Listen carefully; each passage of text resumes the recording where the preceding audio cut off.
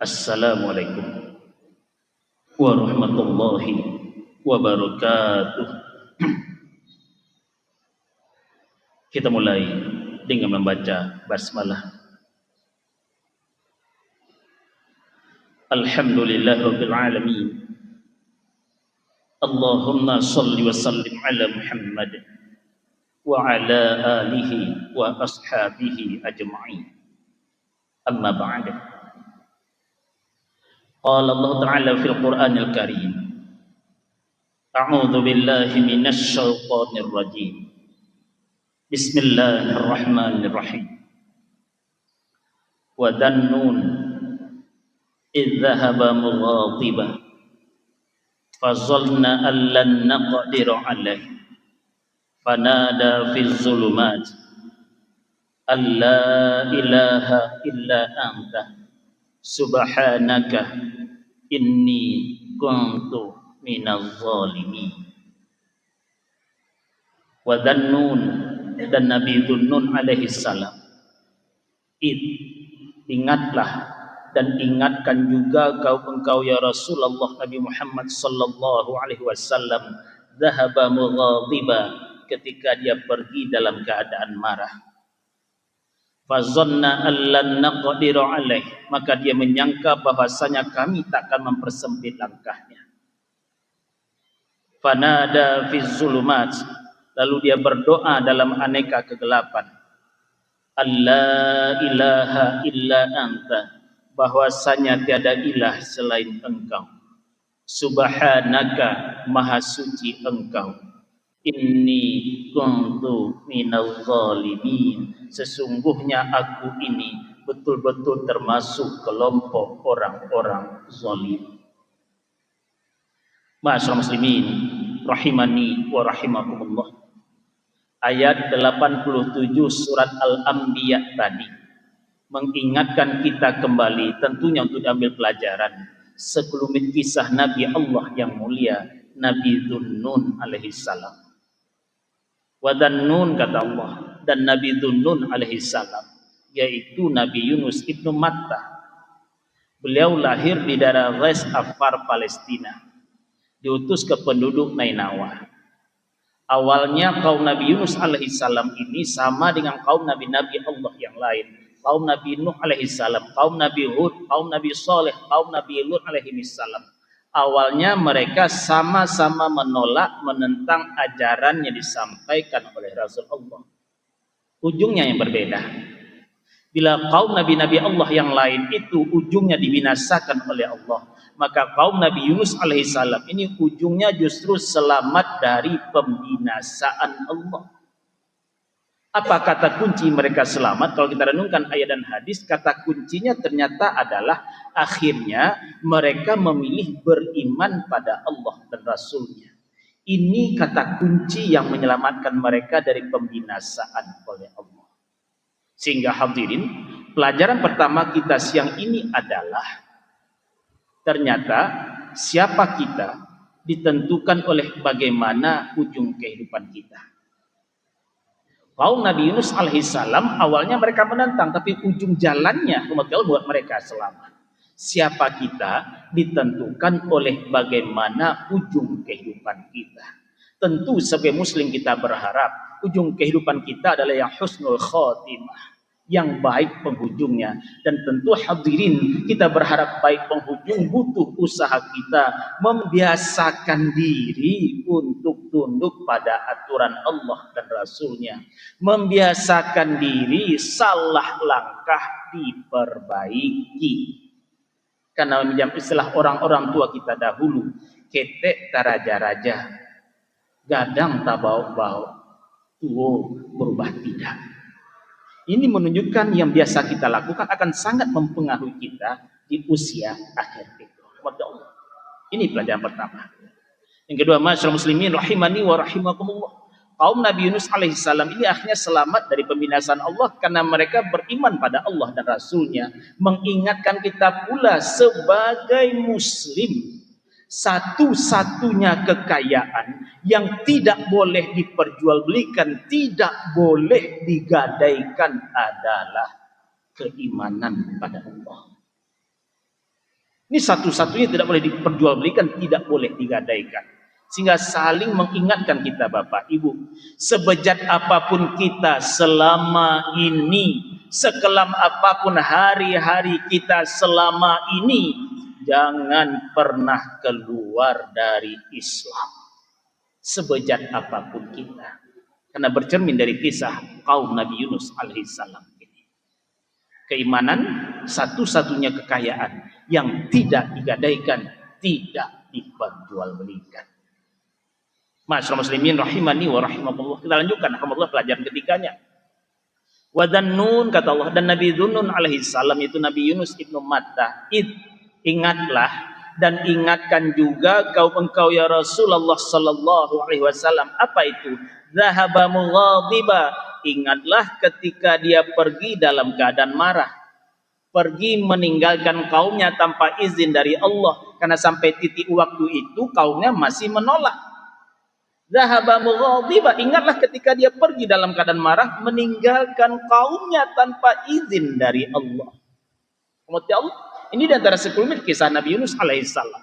Beliau meninggalkan kaumnya tanpa izin dari Allah. Bapak Ibu, ini mengingatkan kita pelajaran ketiga siang ini. Kalau kisah Nabi Yunus alaihissalam ini, langkah beliau meninggalkan kaumnya tanpa izin dari Allah, hanya karena ketika itu kaumnya masih menolak ajaran beliau sampaikan. Mengingatkan kita, kalau begitu kita jangan pula menyerah, menyampaikan kebenaran, menasihati anak, istri, suami, walau sampai siang ini mereka masih mengingkarinya.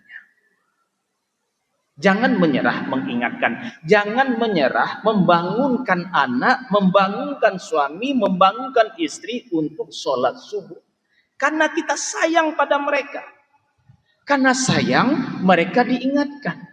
Jangan menyerah hanya karena mungkin ketika diingatkan itu kita dikatakan sebagai orang tua nyinyir. Tetap ingatkan karena kita sayang. Jangan pula kita menyerah terus mengingatkan penguasa untuk memperhatikan nasib rakyat. Karena kita sayang pada mereka.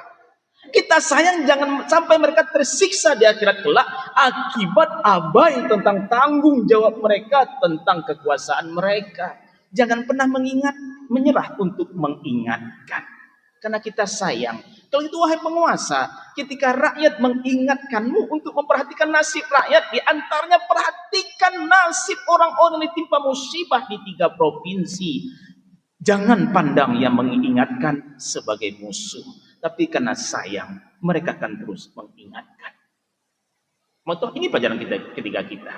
Jangan menyerah untuk mengingatkan kebenaran, walau sampai siang ini mereka masih mengingkarinya. Kalau kita memang sayang pada mereka. Ayah, ibu tetap ingatkan anak kalau memang kita sayang pada mereka. Ini tampak ini. Idzahaba mughadiba. Ingatlah ketika dia pergi dalam keadaan marah, pergi meninggalkan kaumnya tanpa izin dari Allah. Fazanna allan naqdiru alaih, maka dia menyangka bahwasanya kami takkan mempersempit langkahnya. Ternyata persangkaan beliau tidak tepat. Langkah beliau dipersempit oleh Allah. Singkat cerita, kalau kita pahami pesan ayat dan hadis, akhirnya beliau masuk dalam perut ikan yang besar, ikan al-hud, istilah dalam hadis Nabi. Apa itu hadirin ikan al-hud? Tak usah habiskan energi kita berdebat tentang jenis ikan ini. Karena ini terjadi ribuan tahun yang lampau. Kemudian Allah, tak usah habiskan energi berdebat tentang ini. Ribuan tahun yang lampau. Yang penting itu ambil pelajaran dari kisah ini. Tak usah habiskan energi tentang jenis ikan ini. Apalagi sampai main tebak-tebakan. Sebutkan nama ikan ini. Kalau dapat hadiah sepeda. Tidak perlu lagi. Kemudian Allah. Fazanna allan naqdiru alaih. Dia menyangka kami tak akan mempersempit langkahnya. Ternyata persangkaan beliau tidak tepat. Langkah beliau dipersempit oleh Allah. Karena beliau meninggalkan kaumnya tanpa izin dari Allah. Pelajaran keempat kita tangkap siang ini adalah ternyata langkah kita yang salah bisa saja langsung dipersempit oleh Allah. Langkah kita yang salah bisa saja langsung ditegur oleh Allah. Bapak Ibu, bila di antara kita ada yang mengalami hal seperti ini, salah tapi urusan kita langsung dipersempit oleh Allah, bersyukurlah kita pada Allah. Kenapa bersyukur kita kepada Allah? Tanda kita langsung diingatkan oleh Allah, segera perbaiki yang salah, segera perbaiki yang salah. Bersyukur kita kepada Allah. Yang kita takutkan nyata salah, tapi masih aman, nyaman saja. Ini yang kita takutkan.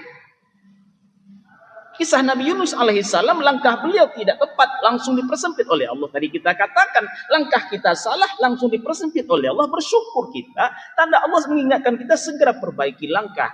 Yang kita takutkan, salah tapi aman, salah tapi nyaman. Ini yang berbahaya bagi kita. Andai kata hadirin kita berada dalam kondisi ini, kita salah tapi urusan aman nyaman saja, ingatkan diri kita untuk segera memperbaiki langkah. Kenapa? Jangan larut dalam masa aman, masa nyaman. Karena itu yang namanya istidraj. Istidraj, rahmati Allah, menambah tinggi tempat untuk jatuh. Naik satu anak tangga lalu jatuh itu sakit. Tapi bila dibiarkan naik 1000 anak tangga lalu jatuh, itu tak lagi sekedar sakit, itu membinasakan itu. Ciri-cirinya tampak dalam hadis Nabi dari Imam Ahmad. Idza ra'aita Allah Ta'ala, bila engkau melihat Allah Ta'ala, yu'til 'abda minad dunya ma yuhibbu, terus menerus memberikan pada seseorang perkara dunia yang diinginkannya. Ingin dagang laris, dagangannya laris. Ingin jabatan naik, jabatannya naik. Wa huwa muqimun ala ma'asyi, sementara dia tetap berlaku maksiat. Ala innama dzalika min istidraj, kata Rasul, ketahuilah itu istidraj itu, kata Rasul. Maksiat jalan, maksiat itu apapun yang melanggar aturan Allah, maksiat. Sengaja meninggalkan sholat subuh, maksiat. Maksiat jalan, urusan aman, urusan nyaman. Maksiat jalan, posisi tetap aman. Hutan ditebang secara sembarangan, sampai sekarang masih dilindungi oleh orang-orang kuat. Hati-hati, istidraj. Mengeluarkan izin menebang hutan secara sembarangan, sampai sekarang masih aman-aman saja. Hati-hati, istidraj. Karena istidraj, hadirin, tidak bisa dihilangkan hanya sekedar bersandiwara memikul sekarung beras di pundak di tengah-tengah penderitaan rakyat. Tidak bisa. Ini yang berbahaya. Sehingga tadi kita saling menghimbau. Andai kata kita melakukan salah, urusan kita masih aman, masih nyaman saja, ingatkan diri kita untuk segera berbalik langkah sebelum istidraj itu menyapa kita. Pelajaran terakhir hadirin adalah apa yang dilakukan oleh Nabi Yunus alaihissalam ketika langkah beliau dipersempit oleh Allah. Fanada fi zulumat, lalu beliau berdoa pada Allah dalam aneka kegelapan. Doa beliau ini kalau kita renungkan, esensinya mohon ampun pada Allah. Beliau ajarkan pada kita, sesat di ujung balik ke pangkal.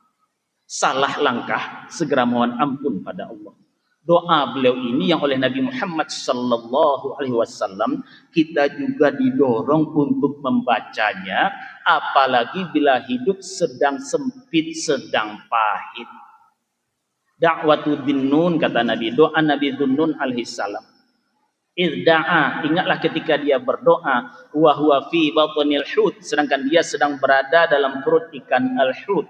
Apa doa beliau?